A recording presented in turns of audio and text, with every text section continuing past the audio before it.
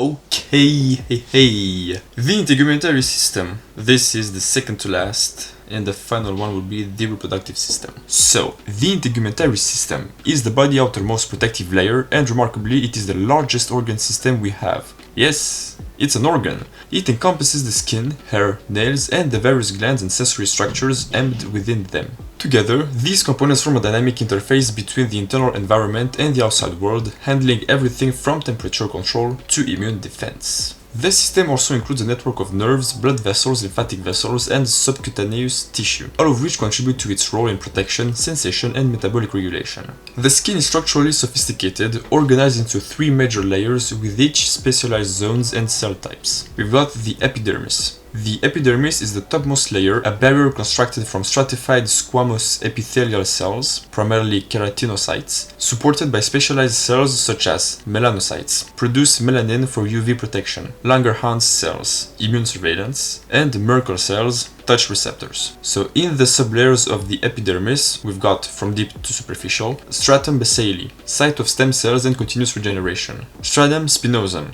provides strength and flexibility, stratum granulosum, lipid formation for waterproofing, stratum lucidum, present in thick skin, palms and soles, and stratum corneum, a tough layer of dead, keratinized cells forming a powerful shield against mechanical stress, pathogens, dehydration, and chemicals. So we've got the second specialized zone, which is the dermis. Beneath the epidermis lies the dermis, composed of dense connective tissue rich in collagen and elastin, giving skin its structural integrity and elasticity. It has two sublayers: papillary dermis, thin vascular layer with dermal papillae that interlock with the epidermis, and reticular dermis, thicker and stronger, housing blood vessels, nerve fibers, hair follicles, sweat and sebaceous glands, connective tissue networks. And finally, we've got the hypodermis, subcutaneous layer. The deepest layer, the hypodermis, is mainly made of adipose tissue.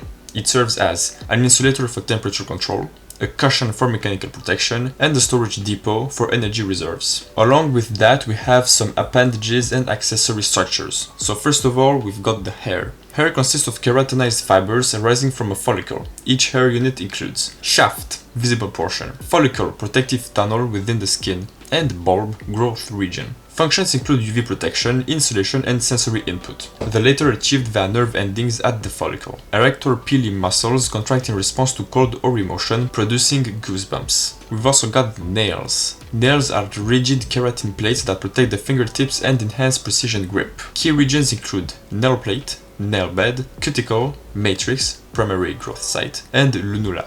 We've also got some glands. We've got the sweat or sudoriferous glands, eccrine glands, widespread, responsible for sweat-based thermoregulation, and apocrine glands located in axillae and groin, associated with scent and emotional sweating. We've also got some sebaceous glands, produce sebum and oily substance that lubricates hair and skin and maintains barrier integrity. We've also got some specialized glands, ceruminous glands, earwax production, and mammary glands, milk secretion. So what are the key functions of this system? So first of all, we've got protection. The integument is a multi-layered shield against pathogens, UV radiation, chemical irritants, mechanical trauma, etc. etc. Chemical defenses include lipids, acids, and antimicrobial peptides. We've also got immunity and wound repair. The skin houses immune sentinels such as Langerhans cells, initiating responses to pathogens. When injured, the skin undergoes a coordinated process: inflammation, tissue regeneration, and remodeling. We've got thermoregulation. Sweat production cools the body. Vasodilation or vasoconstriction manage heat exchange. And hair and erector muscles assist with insulation. We've also got sensation. The skin contains specialized receptors for touch, Meissner's corpuscles, pressure, Pacinian corpuscles, temperature, pain, and vibration. We've also got metabolic functions. So the skin synthesizes vitamin D, vital for calcium absorption and bone health. It also stores water, electrolytes, and fat. And finally, intersystem integration. The integumentary system supports immune system via barrier plus immune cells, digestive and skeletal systems via vitamin D production, cardiovascular vascular system through thermoregulation, and the nervous system through sensory input. Skin conditions often present visibly, offering early clues to systemic health. Common disorders include acne, psoriasis, alopecia, eczema, skin cancers, ringworm, athlete's foot, or cold sores. Preventive care involves UV protection, hydration, cleansing, and monitoring for changes such as moles or lesions, especially important for cancer detection. Alright, so before going into how to support and enhance the integumentary system, like always, I am not a doctor. This video is only for informational purposes. So before bringing massive changes into your life, well, health-wise, please consult a doctor, because this video is only for informational purposes, and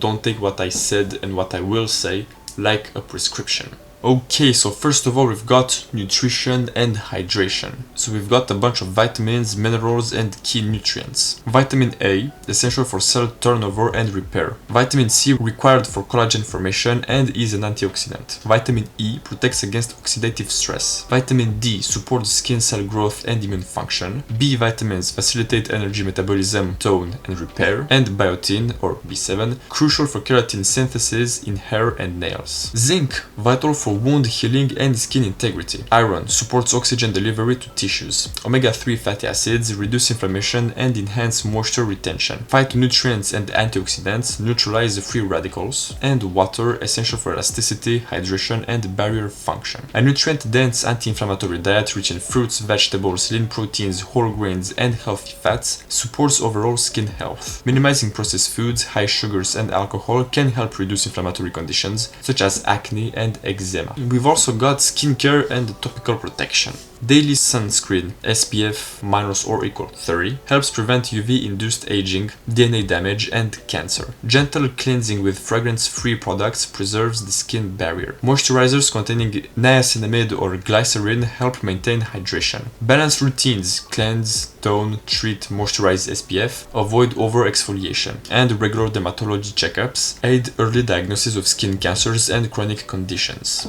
So for the lifestyle, sleep, like between 7 to 9 hours, supports collagen synthesis and cellular regeneration. Chronic stress elevates cortisol, worsening conditions like acne and psoriasis. Techniques such as meditation, yoga, or controlled breathing help mitigate this. And exercise enhances circulation and lymphatic flow, aiding detoxification and nutrient delivery to the skin. And finally, hair and nail care. Protein and collagen consumption supports keratin structures. Nail supportive nutrients. We've got biotin, zinc, iron, and B vitamins. Healthy nail habits include cuticle oils, breaks from polish, reduced exposure to harsh chemicals or water, and for the hair care, gentle shampoos, limited heat styling, scalp massage, and evidence-based treatments like ketoconazole for thinning support healthier follicles. Okay, so here we are, the summary. And yes, already the summary. The integumentary system is the body's largest and most visible organ system, composed of the skin, hair, nails, and associated glands. It forms a protective barrier between the body and the external environment while supporting numerous essential physiological processes. Supporting the system involves a combination of proper nutrition, hydration, consistent skincare, and well-rounded lifestyle habits. Vitamins A, C, D, and E, zinc, omega-3s, antioxidants, and adequate protein all nourish the skin, hair, and nails. Quality sleep, stress control, and physical activity further enhance skin repair, circulation, and resilience. Proper topical care, like daily sunscreen, moisturizers, and balanced routines, maintains barrier strength. Meanwhile, hair and nail health benefit from nutrient-rich diets, gentle handling, and regular care. Okay, so this was a relatively quick one. If you want to find all the sources I have read the information from, there is a link in the description, and you will find all the sources for every system. But yeah, I guess that was it. And ladies and gentlemen, that was the integumentary system. So we will meet next week for the final system, which is the reproductive system. And like always, take care.